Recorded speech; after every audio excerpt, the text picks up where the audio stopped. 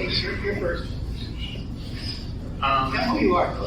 So my name's Dylan. I am an organizer with Beyond Plastics Buffalo. It's part of the statewide campaign, New York is not disposable. The past 3 years, we've been pushing a piece of legislation called the Packaging Reduction Recycling Infrastructure Act, or PREA. 3 years ago, it didn't make it this time, but we're getting really close with, I think, 71 or 73 sponsors of the bill in the Assembly. And I think something that was told to me when I was talking to some other organizers is, if you feel that there's no hope for what you're trying to push for, she told me that when you wake up in the morning, that's hope. When you get out of bed, that's hope. As long as we're all here living and breathing and we have something to live for, we need to keep fighting for what's important. I don't want to take up too much time, but if you guys want to learn more about Beyond Plastics Buffalo and what we're trying to do, you can talk to me after, and we can get you on our newsletter, social media, whatever you prefer. Thank you. And there's 2 or 3, maybe 4 people at every shop along now, and they're doing statistics about how many days of garbage, and we do 1 of 3 things, and it's really hard work. I just said to Bill, I don't know if I'm going to be picking up this garbage next year. It gets soaked, and it's horrible, and my skin don't age with skin that is really vulnerable, and but somebody's got to do it. And that was the first time I saw it, and every time I just want to cry. I can't. But I come back because I know it's an important message, and I also inspired every time I leave one of these because I hear of different ideas of things that we can do. And I'm up in the Niagara Falls, Grand Island area. I'm working with Rights of Nature to hopefully, which is another whole big can of worms in regards to what you can do. But to hopefully eventually give nature legal standing in the courts. That's like an ultimate solution. I mean, if corporations can have rights, why can't nature, right? So anyways, as discouraging as this might be, I just want to say, in the long run, there are things we can do, and holding corporations accountable is something that only happens together. I mean, better, Dylan, than anybody. It takes a village, which is a motto I constantly say. So I'm really grateful that everybody's come out today here to learn and say fresh salad stuff, and it looked like, oh, cool, I could just grab this, and I was cutting down on packaging. But I literally watched Wegmans guys open these small-ass little bags and pour it in. So how much plastic were you spitting out? Logistics is a nightmare. Just how much stupid plastic is around, every single corner. And I think to a certain extent, I don't know how much of a conspiracy it is, but it's let's keep this out of the eyes of the consumer so they don't know how horrible this is. Yeah. Oh, I just have one other thought, and it also comes down to, of course, eating what's available to us in our immediate area, and the fact that, global structures have made it possible for us to have fruits that we wouldn't normally have in the winter, and how much of this that we have grown accustomed to, and take comfort in perhaps, and how much of this that we can look at personally and perhaps make different changes as well. My name is Jennifer.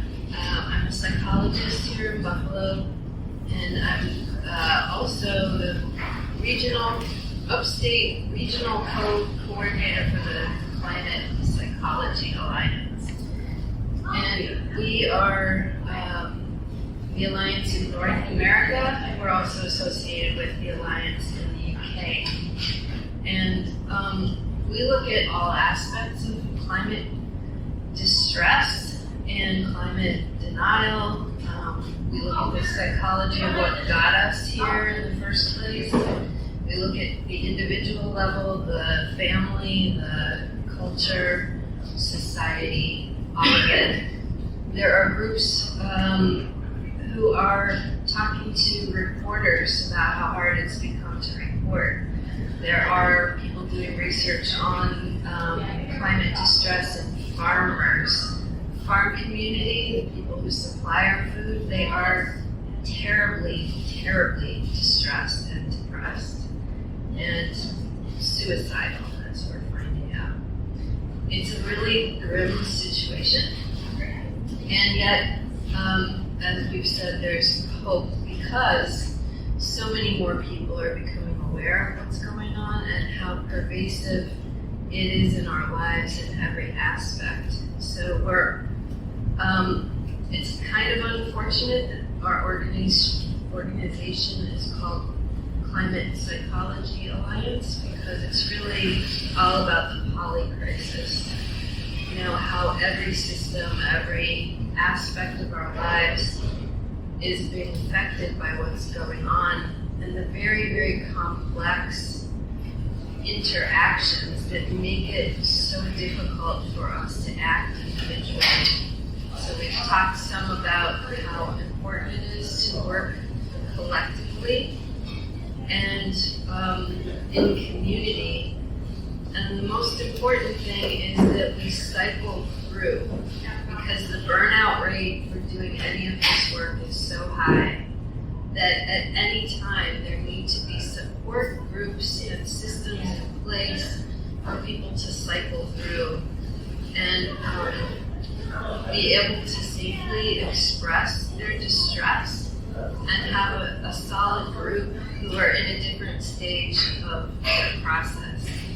So that there's a continuous cycle of support to keep things going. I think most organizers know about that, know how that works. And so that's what I wanted to say. Watching this, stirs up a whole bunch of stuff again and again. Who doesn't love being in the water or walking by water or drinking water? And so to see that this is what's happening is pretty overwhelming. But here we are. I have been getting rid of plastic from my home for a very long time. It's so difficult to do. Where do you take it? Because I recycle clothing through trashy cash. I recycle everything. I do electronics recycling and hazmat in North Carolina. But where does all the plastic go where it would be safe? I mean, that it doesn't end up somewhere like the water. I think the answer is nowhere. I don't think we have a solution to that. I think recycling is works. And I think that the stuff we're talking about here in terms of retail use of, that's where it starts. You answered me once again. So I'm sorry. Oh, that's okay. The answer is to reduce consumption. We think about the 3 R's: reduce, reuse, recycle. Right. Industry has focused and turned the collective consciousness onto the recycling aspect, so they don't have to think about turning our hyper-consumerist culture away from buying more and more crap. Right. So really the answer is to consume less and minimize how much you buy in the first place. Right here on Hertel, we have a big collective refillery. You should check it out. They sell more than you would expect. It really opens up your mind towards different ways you can get around purchasing single-use disposable items. I just had a couple of things that I was curious about. I'm kind of a novice to all this, but I was curious that when I've gone out to East Aurora, their business, they have those little brown bags, and I'm sure everyone here remembers when you would take your lunch in a brown bag, and they put the candy that comes in the glass jars in those bags. Like, you guys sell the nuts in the back there, but you're using the plastic bags for it. Would that be something that they could do, like use the little individual brown bags? We should have brown paper bags back there. Oh, you do? I believe. Yeah, we have lots of paper bags as well. The plastic is easier, people just notice the plastic, Sure. but the paper is there, it's right at the Oh, it is? counter Okay, of the okay, department. that's good. And you can always use a paper bag or your own bag. Okay. And so I made this. This is a plastic-free July, all these different things that you could do. Try different ways of choices. And then on the back, we talk about you can buy bulk with your own container. Or you can take one of our jars in the jar library that we have sanitized. So people bring the jars, we sanitize and we put them out. Things that we can do on an individual level with no shame, no blame, and the spirit of experimentation. So for example, this is an idea that I had a while back for the co-op. I may even put it in the suggestion box, but I didn't hear anything, no shame and blame. But there are a great many products that we can make ourselves that are very simple, not time consuming. I have a practice myself. I make my face powder from arrowroot mixed with like cocoa powder, for example. You can make deodorant with like coconut oil and baking soda. There's like, we have an incredible resource called the internet, right? And like experimenting with these things. Granted, everybody's skin is different. Everybody has like a different body. So like you need to just experiment for yourself. And it can be fun. And if you have kids, it's something that you can bring into with them. And I would like to offer myself up as a potential for bringing together recipes and perhaps hosting a little demonstration here for anybody who's interested. So, all right, thank you.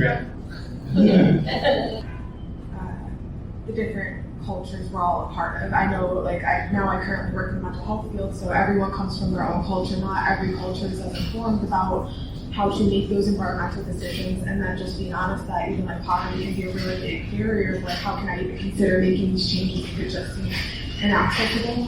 So I think there's just, it becomes layered and nuanced, but knowledge is power, so having conversations, open dialogue, events like this to bring people together and speak about these things keeps that conversation going. And I love in the video that the guy from Irresponsible kept emphasizing it's changing the way people think, because as we know, anyone who's done ground level, boots on the ground work, it's a lot of work. So if you can kind of affect it upstream from the changing how people think, maybe it'll be a lot work, even if it's in the long term, unfortunately, for all of us on an individual level. And on the little message of hope there, I think this is something I've seen running a small redemption center. It takes a long time for changes. We did eventually sell the center, and I see the people that we go to this day really, they're always trying to advocate with Albany to try and get change, because they realize, like, I remember when we left and I sold it a couple years ago, sometimes other local redemption centers would call and tell me how dire it was. And I know at that point I was feeling like maybe we have a year left before we, what direction are we gonna go? And some people were saying it was a matter of months. So that was some years ago. And even with that, like, the redemption centers are great because they take a lot of load off of the municipality recycling by having like specific places to recycle specific things. But at the same time, if they're not set up in a way that those redemption centers can continue to sustain themselves, the system's not really working either. So I'm not saying that's the end all be all. I think another thing that was emphasized was like that recycling even itself. It's kind of like, you don't have to, that you can have a clear conscience on it, but that just all continuing to change the way you think and moving forward. So I also appreciate getting to be a part of an event like this and hearing everybody else's input, especially from so many different perspectives. So. What we do, we have a lot of problems. I mean, the world is in collapse. It is. And is it our responsibility? In some ways it is. In some ways, making the corporations responsible for certain things is really important. But here's the thing. We can do things. We can make a difference. We can change the world. And as we find our motivation, we can find things to do. One of the things that I'm really interested in is introducing policy ideas to government, like the city government, the county government, the state government. And so I want you all to think about that. What can we suggest that would be a good policy or a good group of policies? And Can we make corporations responsible? Is that a policy we can do at a local level? I'm not sure. At a state level, yeah. Federal level, yeah. How about using, not using single-use products? Whether you're a retail store or a restaurant, I mean, the straw is an example, cups are an example, paper bags and plastic bags is something we've done well with. Are there more things like that that we can advocate for and get done? And will they make a difference? Yes. So I just want people to be thinking about what we can suggest that we can do. So one of the things I heard is that they make it very complicated to recycle plastics. Like it has to be a color versus, like if they can make them in a way that's easier to recycle or reuse, but the chemical and the processes that they use to do it make it so hard. Like, it's got the different numbers and whatever, and like I know it's all like the petroleum companies or whatever. But I mean, one thing would be I loved what she said about holding the corporations accountable for the waste they create.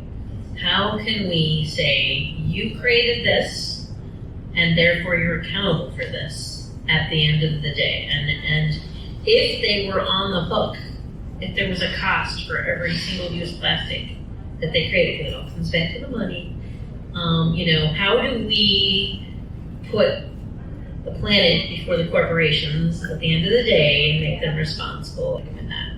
So that's my 2 cents. I think one thing, we do a lot of things in this country, in this world, that are market driven, and that economic politics is not helping. And so how do we address that? And that's Capitalism. Yeah. The thing about what can we do with corporations feels like a segue towards talking about PREA again, the statewide bill. But before I get into that, we talked about bottle redemption centers. That is a direct result of the bottle bill, which is a piece of legislation that I believe only 1 in 7 out of 50 states actually have legislation that creates these redemption centers. If you go to other states, they don't have this sort of thing. I actually visited Atlanta 2 months ago, and I was appalled by the amount of plastic that is used there compared to what we see here in Buffalo in our day-to-day. But I think if you don't have the time to become an activist or to get organizing, the best thing you can do is to educate. If every one of us today just found ways to bring up plastics reduction in our day-to-day lives, I know I do it a lot because I'm a little crazy, but if we just found ways to educate our coworkers, our neighbors, our families, just slip it in there. Talk about how we can find ways. Oh, I went to this place called the Refillery recently. Did you know that? And then just talk about these sorts of things. Education is probably the easiest thing any of us can do, and it really does make a difference because there'll be more and more people talking about it, and it'll grow exponentially in terms of support for these sorts of